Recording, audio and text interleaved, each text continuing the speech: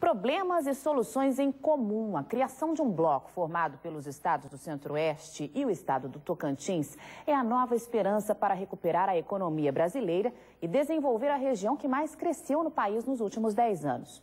O assunto foi discutido nesta quarta-feira aqui na capital. São 9 milhões de hectares de pastagens degradadas em Mato Grosso do Sul. Recuperar essas áreas, criar uma dinâmica de culturas variadas e fortalecer os pequenos e médios produtores são os pontos principais para desenvolver o agronegócio sustentável na região. A industrialização também deve ter um foco regional.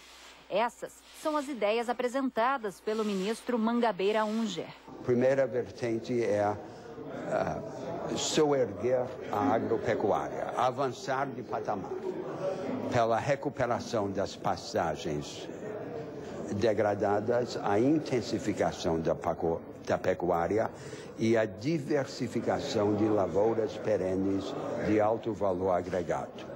A segunda vertente é a industrialização.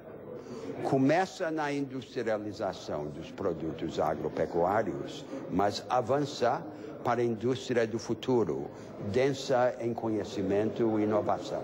Mas a competitividade da produção estadual ainda esbarra numa dificuldade: a logística, que o governo espera ter mais força para resolver a partir da união com outros estados que passaram a integrar o bloco. Nós estamos com a hidrovia Paraná-Tietê sem operação há mais de 1 ano e meio, pelo nível das águas que desceram. Tem uma proposta de São Paulo, Goiás e Mato Grosso do Sul, de nós aumentarmos as cotas da usina ali de Jupiá, que daria um fluxo maior à navegação ali. A lógica da Norte-Sul, nós entendemos que ela não precisa vir no traçado proposto pelo governo federal. E nós vamos propor isso como uma proposta do Centro-Oeste. Daria mais competitividade. O ministro defende a união do Brasil Central para fortalecer uma política regional de desenvolvimento e acredita que as ações devem começar de baixo para cima, a partir dos próprios estados, sem esperar decisões do governo federal.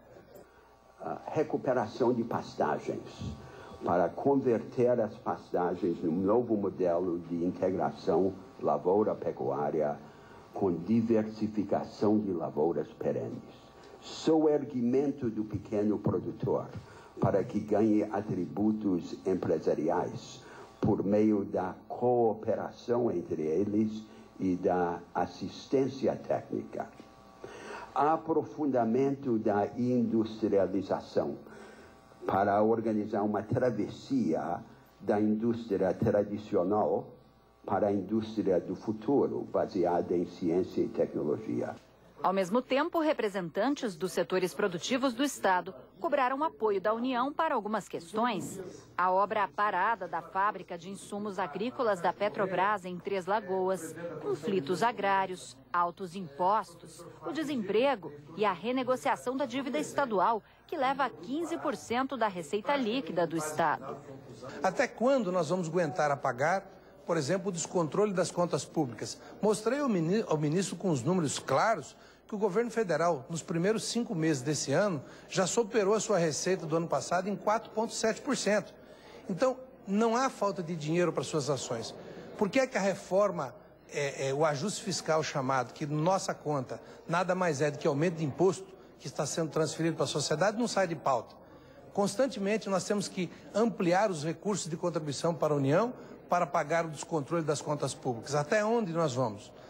Então, é essa a discussão, é esse o grande ponto que o governo federal precisa entender, que é passado da hora, não tem mais como a produção contribuir e ele precisa rever as suas despesas, as suas contas. É nessa direção que nós vamos caminhar.